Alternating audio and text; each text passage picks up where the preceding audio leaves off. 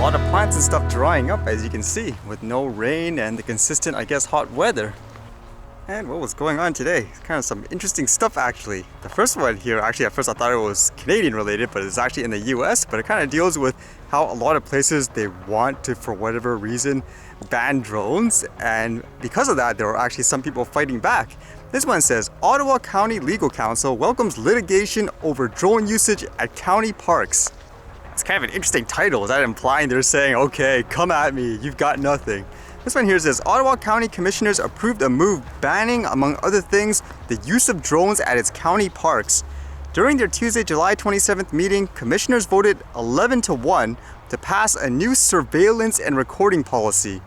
The policy restricts the use of drones to take photos on county properties, including its Fillmore complex in West Olive, its courthouses in Grand Haven and Holland, and other various county parks. The county's park commission already enforces a ban on drones in its park. Last month, the Michigan Coalition of Drone Operations sued Ottawa County in the 20th Circuit Court over the ban, sparking the new formal policy from the Board of Commissioners. So am I reading that right? Where they initially banned it, they took them to court, and now because of that, they're like, okay, that's it, we're gonna change, I don't know, the laws or whatever in regards to this? It says, County Legal Counsel Doug Van Essen expressed his confidence in winning the lawsuit Tuesday. He told commissioners the new policy strengthens the county's position in the suit. And for the judge, it says, should Mia Dema side with the drone advocates, county officials wouldn't be able to enforce a ban on drone piloting in the parks, pending a likely appeal from Ottawa County in this scenario. And they also mentioned, I guess, about similar cases. It says, MDCO filed a similar lawsuit against Genesee County last year. 7th Circuit Court Judge Joseph Farah signed an injunction against Genesee County, which had banned drones from flying in its public parks. And he makes an interesting point, this person, where I guess counties or whatever will still fight it even though it costs so much money. And it says, quote, we are really looking forward to a precedent-setting win in the Court of Appeals, Harrison said over an email. The law here is clear and ambiguous. It's silly that any municipality would choose to spend piles of money fighting a battle they know they cannot win.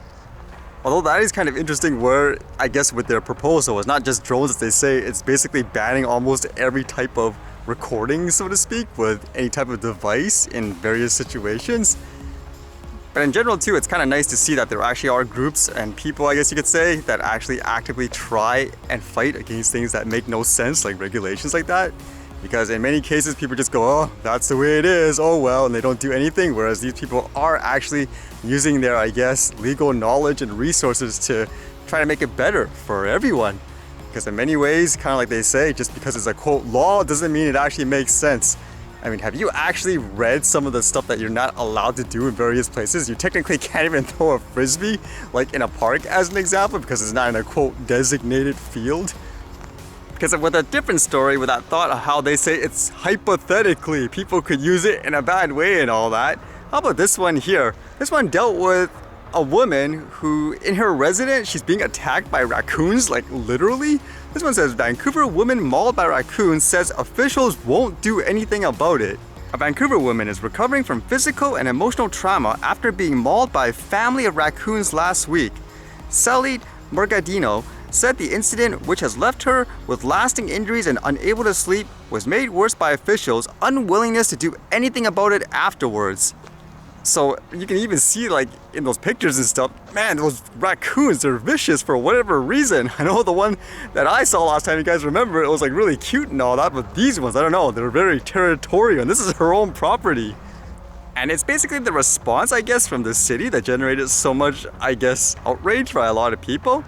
It says here, as awful as the attack was, the family says it's the city and the BC Conservation Officer Services response that has left them really upset.